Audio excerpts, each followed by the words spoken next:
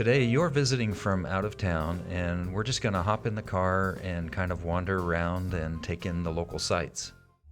This will be about a 52-block drive, depending on how you count the blocks, and we'll pass through 8 neighborhoods of San Francisco. And along the way, we'll be pausing at about 28 different points of interest. Some of them are the usual touristy spots, but some of them are not the typical touristy spots. And since you're the visitor, you get to choose which car we're going to take on this tour. Do you want to take the Bentley? Do you want to take the Maserati? Or do you want to take the Tesla? It's up to you. They're all down in the garage waiting, so just take a moment and decide. And while you're deciding, I should apologize ahead of time, just in case any of my off-the-cuff tour guide narrations turn out to be factually incorrect.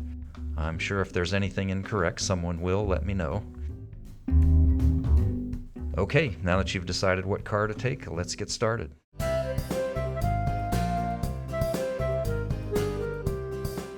Our drive starts at the end of Mississippi Street at the intersection with 22nd, not too far from the 22nd Street Caltrain station, heading north up the hill.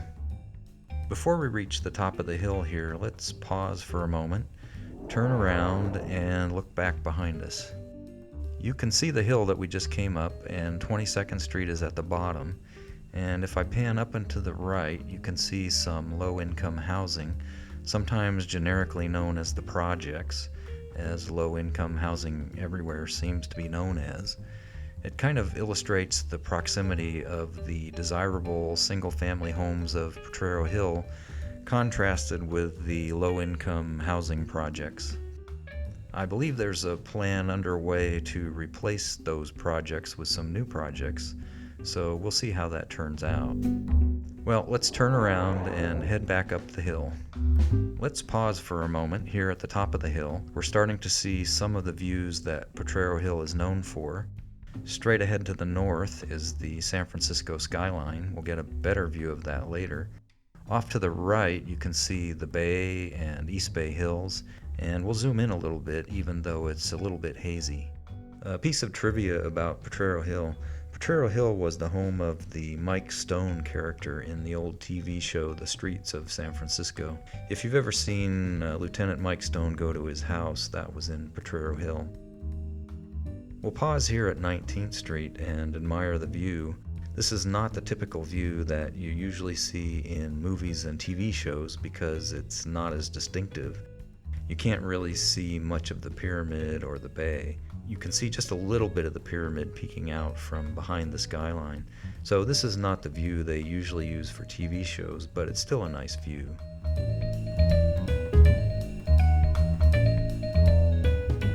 Mississippi Street ends at the bottom of the hill, and we'll be entering 7th Street. We'll be at the intersection of 7th Street and 16th Street. Typically, in most places, numbered streets would not intersect with each other, especially two numbered streets that are 9 blocks apart. But in this area, the streets radiate out from a point, so you do have cases where numbered streets intersect, such as here where 7th Street and 16th Street converge and intersect with each other. For the first few blocks of 7th Street, we'll be going parallel to Interstate 280, which is elevated up above, and the Caltrain commuter rail tracks, which are underneath the freeway. Here's an example of a Caltrain passing this intersection. In this case, a northbound Baby Bullet with the engine pushing from behind.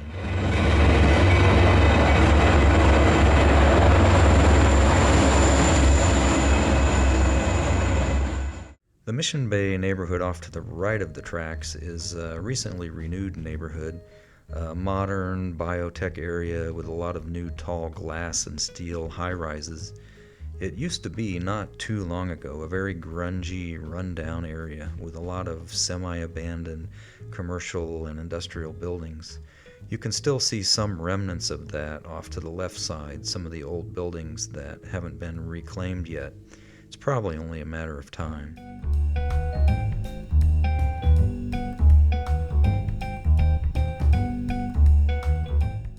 This portion of 7th Street used to be quite popular with homeless people, people living out of their cars or living out of old campers, back when it was a somewhat desolate, semi-abandoned, grungy industrial area. Now that Mission Bay is undergoing quite the transformation, those people are gradually getting pushed out. There's still a few people here hanging on, but I assume that eventually they're all going to be pushed out, and they'll have to find some other remote area to hang out in.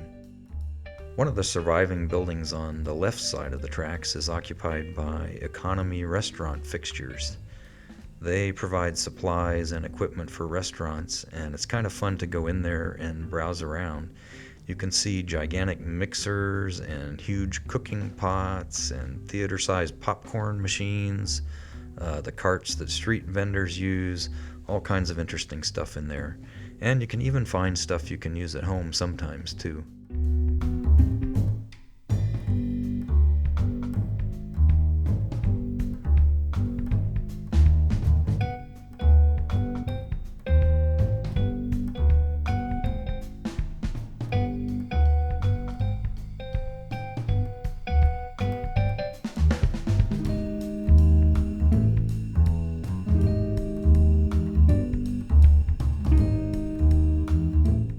The low square building on the right with the blue decorations on the side is Mission Bay Pump Station number 4 and its control building, part of the San Francisco sewage system.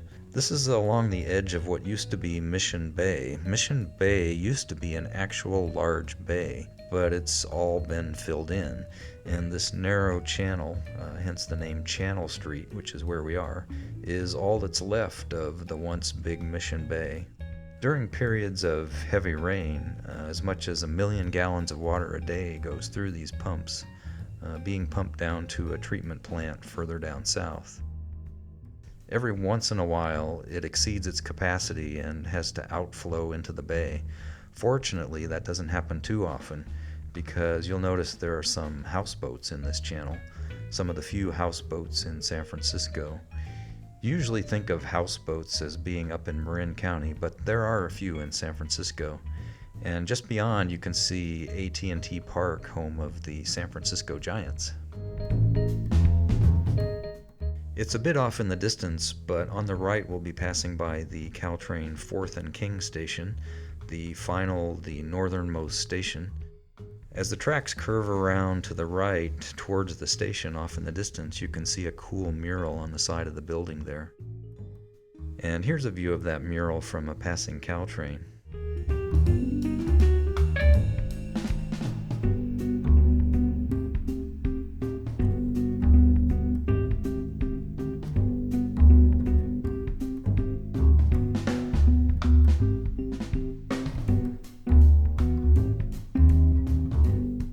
I'm going to pause here and grab this video looking through the fence to the Caltrain station off in the distance to the right. You know, I see these police shows on TV where they have some surveillance video looking at a reflection on the side of a car 3 miles away, and they somehow enhance that video and get a clear image of some criminal. I've always wondered how the heck they did that. I was searching around on eBay and I actually found the software that can do this, and I managed to get it. So I'm going to try out that software on this video and see how far we can see. Well, it loaded the video pretty fast. Let's see if we can zoom in past the fence.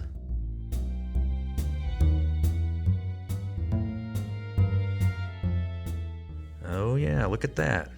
We can actually zoom in and see all the way to the trains there waiting at the station. Let's see if we can zoom in any further with this magic software. Oh yeah, look at that. We can zoom right into the inside of the station. And we can actually zoom in on the people in there. So if there were any criminals in there, we could zoom in on them from miles away and catch them. That's pretty good. So I'm glad I got this CSI video enhancement software. Well, anyway, let's get on with our drive. Perhaps we'll use this software again later, who knows? We're now entering the South of Market neighborhood, known as SoMa for short. SoMa is known for being an industrial area with big blocks and lots of wide one-way streets. Along about the time of the internet boom of the 90s, a lot of residential loft conversions occurred, and a lot of residential use came to the SoMa area. Nightclubs like to be in SoMa because it's an industrial area and they could go there and not bother anyone. As SoMa has seen more and more residential use, there's been some conflict and friction between the residential, industrial, and nightclub uses. One of the attractions for living in SoMa is the weather. In the San Francisco microclimates that can vary from block to block, SoMa tends to be sunny and warm, often even when the rest of the city is socked in by the famous fog. SoMa is very close to downtown for easy access, and it's also very close to freeways for easy exit. So all that has made it popular for loft conversions and residential use, which is gradually pushing out the industrial uses. 7th Street is an everyday, down-to-earth working street. There's nothing much touristy about it. It has a lot of industrial uses, also a lot of government uses, as we're about to come across. If you notice the round silver building on the right, that's the county jail and city prison. And the big dark building on the left is the federal building, and we'll see more of those in a little bit.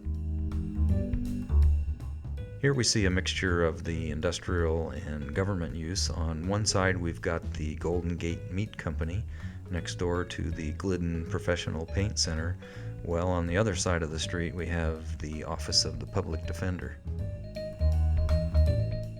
Let's pause here at 7th and Bryant Streets, an important location from the governmental perspective. The low building on the right contains offices for police and parking and traffic control. Down the street are a lot of bail bonds offices. The big building in front of us to the right is the Hall of Justice, often just known as 850 Bryant. The courts are in there, Southern Police Station is in there. That's where you go for jury duty for the most part. There are some other places, but this is the big one. I've been here many times for jury duty, and I've actually made it onto a jury once. The circular building behind is the county jail.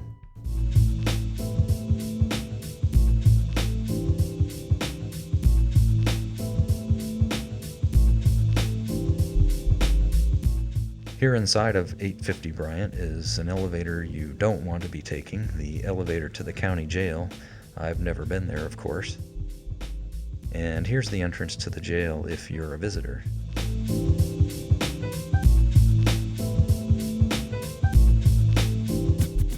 Over on the left is the cleverly named auto return, which is where you go to get your car if it's been towed or impounded.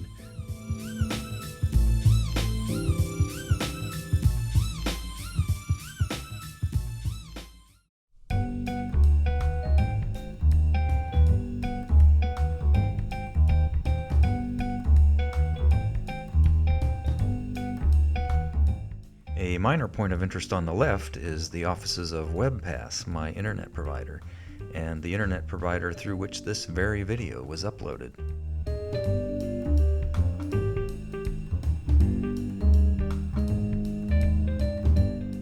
The large building up ahead on the left is the 18-story San Francisco Federal Building, a controversial building both in terms of appearance and function. It was designed to be extremely energy efficient. It doesn't even contain a traditional air conditioning or HVAC system. My understanding is that it didn't work out quite as well as it was supposed to, and there's a lot of controversy about that, which you can read about online if you're so inclined. The appearance is also very controversial. A lot of people don't like it. Another aspect of the building is that it was purposely designed to encourage exercise. Most of the elevators only stop on every third floor, so that you have to use the stairs every once in a while. There are a few elevators for the disabled that stop on every floor, but most of the elevators only stop on every third floor. The small building that you see on the corner is actually the cafeteria, which was purposely put away in a separate building so that you would have to walk to it and get some exercise whenever you went for lunch. The more traditional courthouse-style building on the right is the James R. Browning Courthouse. This houses the Federal Court of Appeals for the United States Courts for the Ninth Circuit. The Ninth Circuit Federal Court covers 9 western states and 2 Pacific Island jurisdictions. It has 4 courthouses, this one here in San Francisco, one in Pasadena, one in Portland, and one in Seattle. Coming up ahead on the right at the corner of 7th and Market is the Grant Building. The Grant Building was built in 1904 and has the distinction of being one of the few buildings that survived the 1906 earthquake. It is a well-built building, built with steel concrete, has walls 2.5 feet thick, lots of marble, but according to engineering reports from the time, that's not the reason it survived. The reason it survived was pure luck. It happens to be sitting on a piece of ground that for whatever reason didn't shake as much as other areas, and therefore it survived structurally. Here are some photographs of the Grant Building from just after the 1906 earthquake. You can see that although it survived structurally, it still had quite a bit of interior damage. Much of the interior was burned, and a lot of the cosmetic things inside walls and ceilings and so forth came down, and looks like most of the windows are missing too. This is a view from down the street. You can see the extensive damage to most of the other buildings that surrounded the Grant Building. You can also see how all the windows are gone, and you can actually look straight through the building. This is an interesting view. This is looking up 7th Street, the very route we just drove up. The dark building in the center is the Grant Building, and you can see the Courthouse building on the right, which also survived. At the time, it wasn't a courthouse, it was actually a post office. What's going on the left is they're actually blowing up the building across the street from the Grant Building. They did this in a number of places. They would blow up a row of buildings in an attempt to make a fire break to stop the fire. From what I've read, most of those didn't really work very well. Fortunately, they didn't blow up the Grant Building and it survived. A while back, the Grant Building fell on hard times along with the neighborhood that it's in. There were squatters and drug dealers doing business out of that building. Somebody bought it and fixed it up a little bit and drove most of those people out. The building has since been bought again, and you can see it's now all boarded up. I've read that they're planning to make a hotel out of it, but I think the economy has put a crimp in their plans. There hasn't been any visible progress for quite a while now. Years ago, I used to have an office in the Grant Building, so I have some photographs of the interior. I'm not sure what they're going to do when they turn this into a hotel. I hope they don't ruin the interior, because it's got a really great old interior.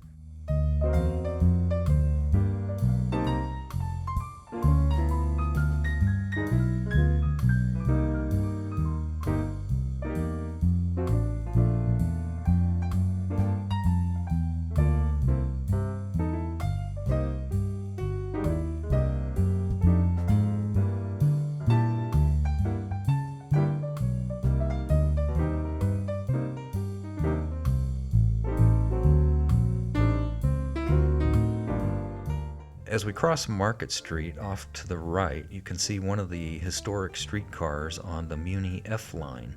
The Muni F-line has a series of restored streetcars and trolleys from all over the world. They have cars as old as 1928 from Italy, cars from 1920 in Russia, a lot of cars from the 30s, 40s, and 50s from all over the United States. All of the cars have been restored to look as they originally did in their original service from wherever they came from. And they've been restored to run on this F-line. There are currently about 30 different types of cars in service. I'm just showing a few of them here.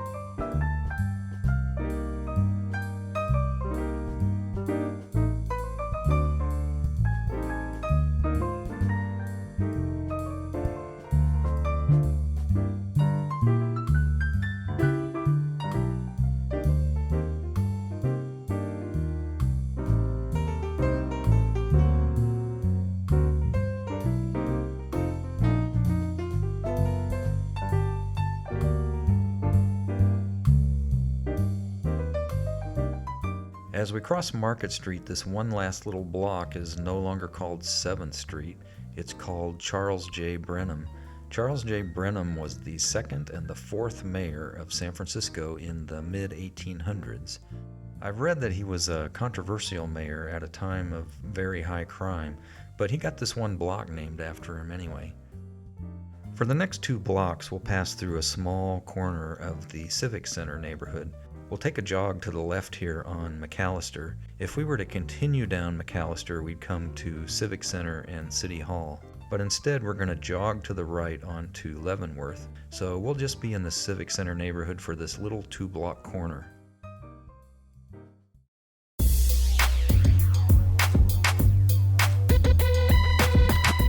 We're now entering the Tenderloin neighborhood. It's an approximately 50 square block, predominantly low-income area of San Francisco. This area is somewhat notorious for being a high-crime area with lots of drug addicts, drug dealers, drug problems in general, homelessness, low-income SRO hotels, and all the sorts of things you would associate with such an area. And yes, the Tenderloin does indeed have all that it has the reputation for. You can easily find all kinds of squalor if you just look for it.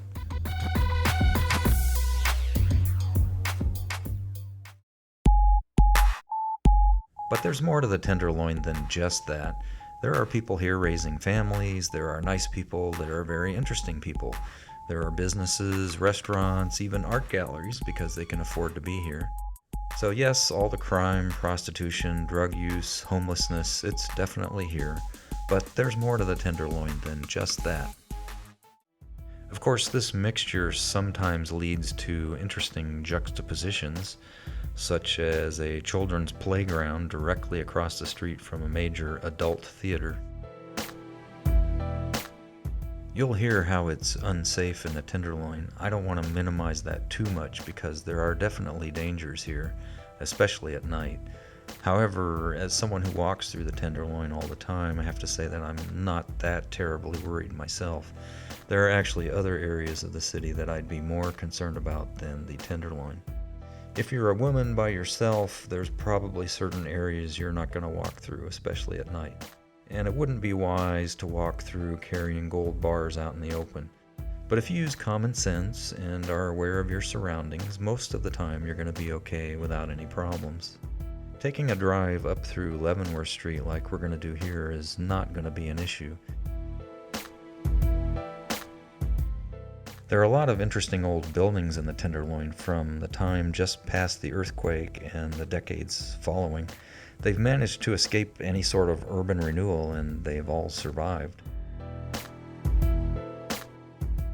It always feels a little weird to me when these tour buses come through the Tenderloin. Hopefully they're coming through to admire all the interesting old buildings, or they're coming through because they have to get from point A to point B. Hopefully they're not coming through solely to gawk at all the poor people.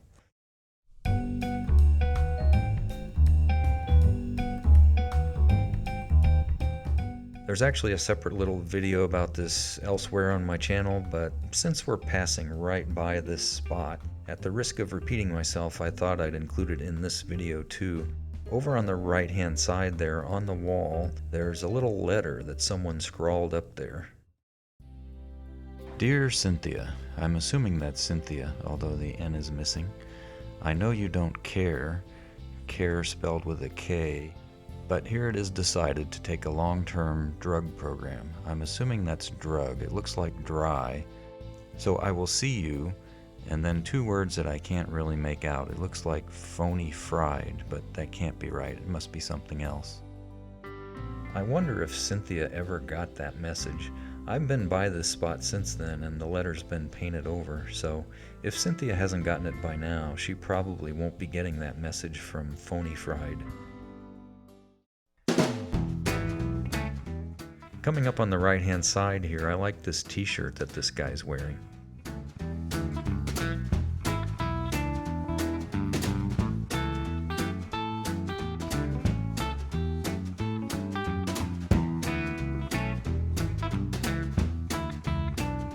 We're coming up on the end of the Tenderloin neighborhood and the start of Nob Hill.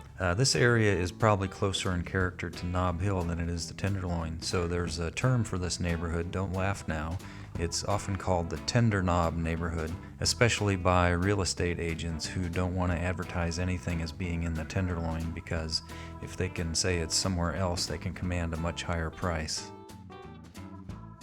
We're coming up on California Street and the California Street cable car line. If this was a perfect video, I would have timed it such that a cable car was going by just as we reached this intersection. Because of course every video about San Francisco has to have a cable car in it somewhere. Since that wasn't in my power, what I'm going to do is pause here in the middle of the intersection. If you look up to the right, you can see the cable car tracks going up the hill. That's the top of Nob Hill up there. We're going to teleport over to California Street off to the left of where we are now so that we can take a side trip. We're going to drive up the hill behind a cable car, a little detour. You can see that we're now facing up the hill on California Street, and you can see a cable car off in the distance. To give some perspective, on the map on the right, the dotted line is the route we've taken so far, and the solid line is the little detour we're taking that crosses our original route. Here we've reached Leavenworth Street again. This is where we stopped.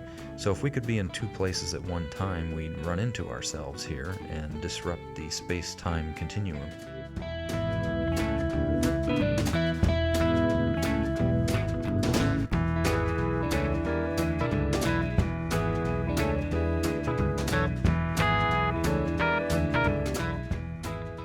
Well, we've succeeded in getting a cable car into the video.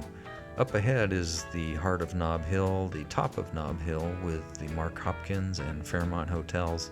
We're not heading there today. We're going to teleport back to Leavenworth in California and continue on our route up Leavenworth Street. As we finish crossing California Street, we officially enter the Nob Hill neighborhood. Nob Hill is an expensive, upscale neighborhood, mostly residential.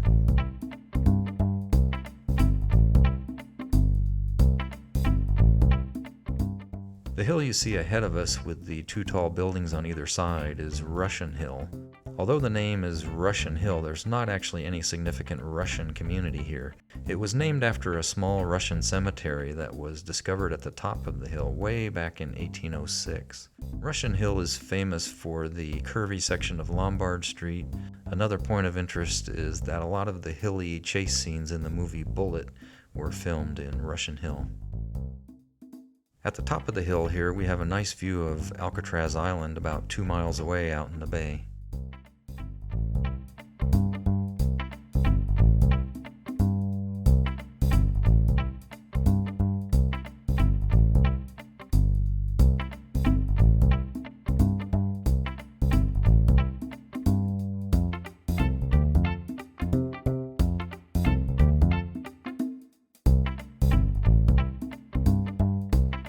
Over on the right are some good views of Coit Tower on top of Telegraph Hill. Coit Tower was built by the estate of Lillian Coit, who was a famous socialite in the early 1900s, famous for being a big fire department buff. Due to Lillian Coit's interest in fire departments, a lot of people say that this structure was built to resemble a fire hose. Officially, though, that was just a coincidence, and it was not. Inside the base of Coit Tower are some very large murals painted during the Great Depression of the 1930s by government-paid artists. They're in that classic Great Depression style. There are quite a few murals, I'm just highlighting a select few of them here. Anyone with $7 can go to the top of Coit Tower. There is an elevator, but it doesn't go all the way. You have to take some stairs up the last little bit. But once you're up there, there's some great 360-degree views.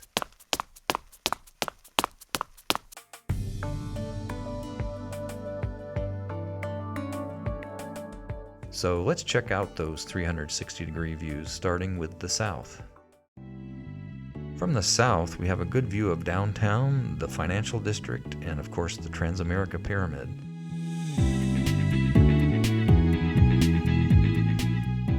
Looking to the southwest, we're looking out over Chinatown, and we can see Nob Hill off in the distance. Way off in the distance on the horizon in the center, we can even see Potrero Tower miles away and just barely make out part of Twin Peaks. Looking directly west, we can see Russian Hill, which is the tall buildings just off center to the left. Off to the right in the distance, we can see the Golden Gate Bridge coming into view. In the foreground is North Beach, and the square green park that you see is Washington Square Park. You can actually see the route that we've taken so far on our drive and where we've stopped. And this is us looking back at Coit Tower from over there, so we're on top of Coit Tower, looking at ourselves, looking back at ourselves at Coit Tower.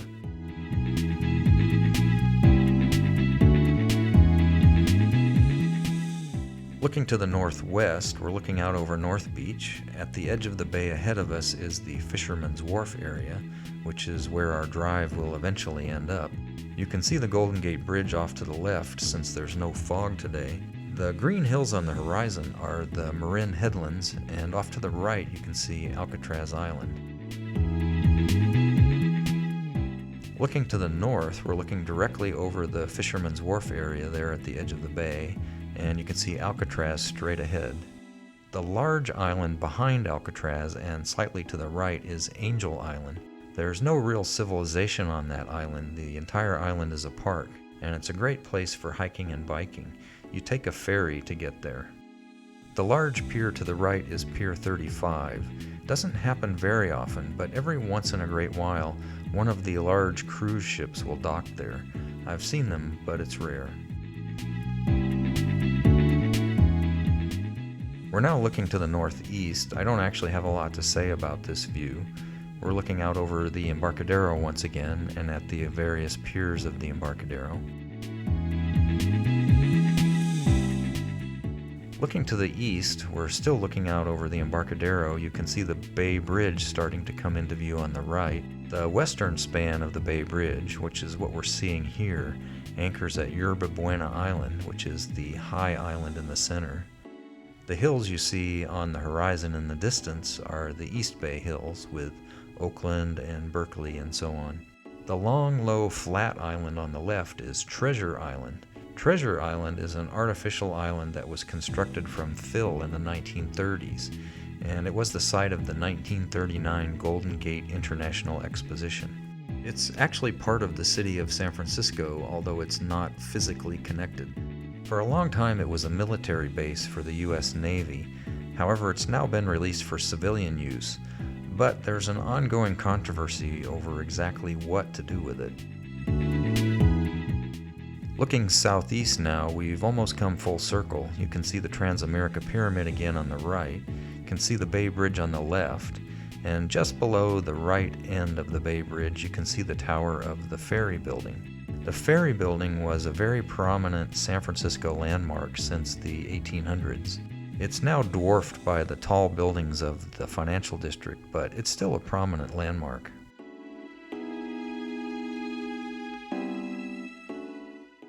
You might think that Telegraph Hill got its name from a telegraph antenna or something like that, but that's not the case.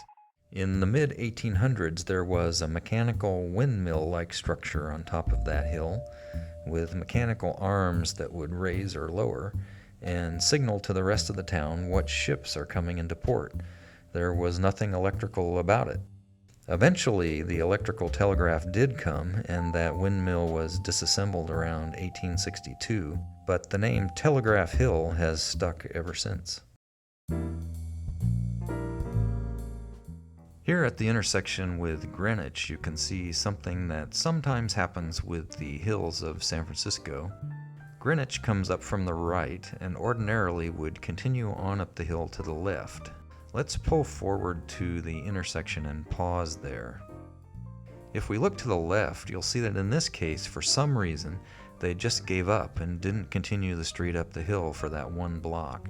So that block just turns into stairs and there's no more street. That happens every once in a while in San Francisco. As we continue on down the street, you'll notice we suddenly come across crowds of people standing around in what had been, up until this point, a quiet residential neighborhood. You're probably wondering why all these crowds of people are here. We'll pause in the intersection and check it out.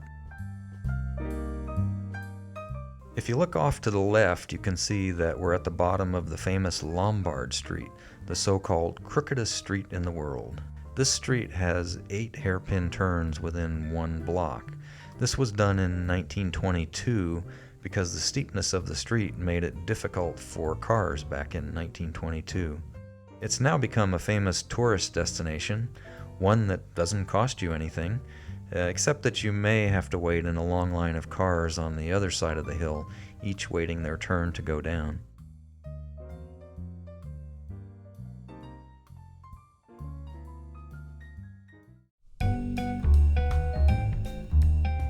San Francisco is well known for its hilly streets, and there are various approaches taken to handle them. We just saw Lombard Street, which use switchbacks. Some streets just go straight up the hill. Some streets they just give up and end the street at the steep hill. Some streets turn into steps and cars can't go any further, such as the famous Filbert Street steps or Greenwich Street that we just saw. Here at Francisco is another approach. Down below is the intersection with Francisco. Ordinarily it would be a hill that went up like this. But for some reason in this case, they decided to send a little ramp off to the left and go up the hill that way. So if you're coming up the hill from the right on Francisco, you basically run into a wall and you can't go any further. You have to go either left or right. Anyway, that's just one treatment of the hills of San Francisco.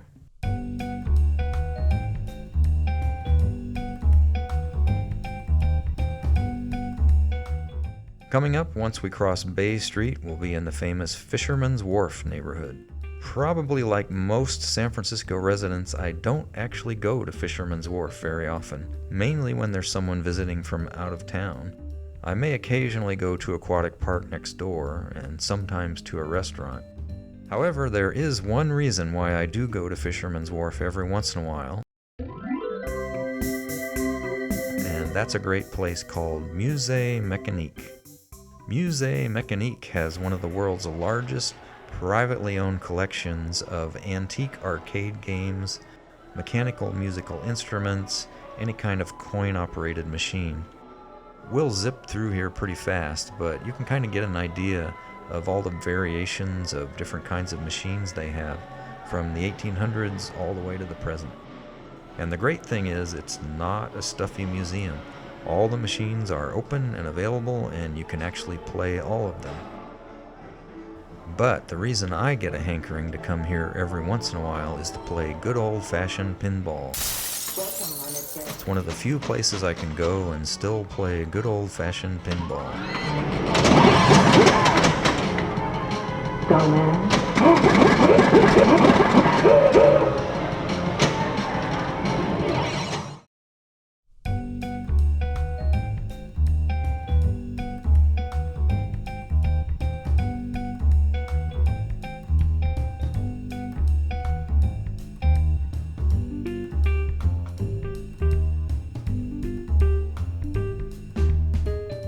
Well, we're coming up on the end of Leavenworth Street, and thus the end of our drive.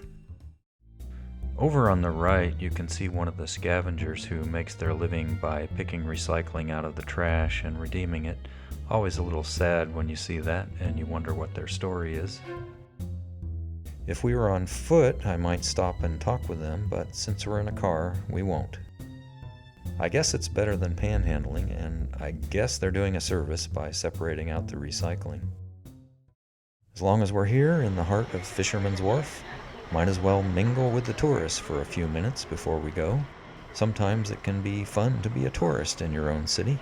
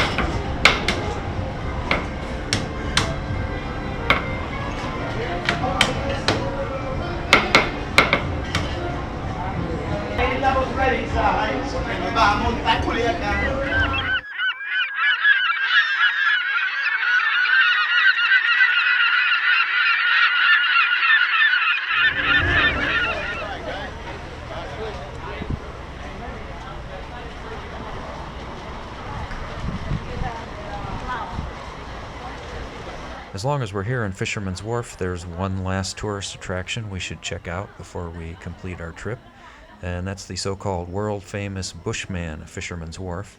This is a homeless guy who hangs out here and hides behind bushes and jumps out and scares unsuspecting tourists. This is kind of an interesting theory as a way to make money, but I guess it works for him since he's been doing it since 1980, over 30 years. We won't spend a lot of time here. You can look him up online, just search for Bushman San Francisco, and you'll find stuff. Maybe I'll do a video about him someday.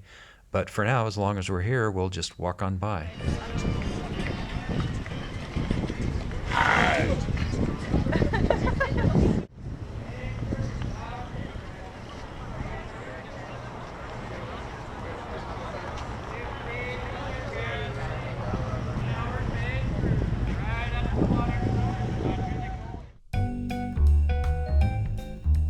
Well, that's the end of this drive. Hope you enjoyed it. Next time you're in town for a visit, we'll take another one. So be sure to call ahead with any requests or ideas for the next one.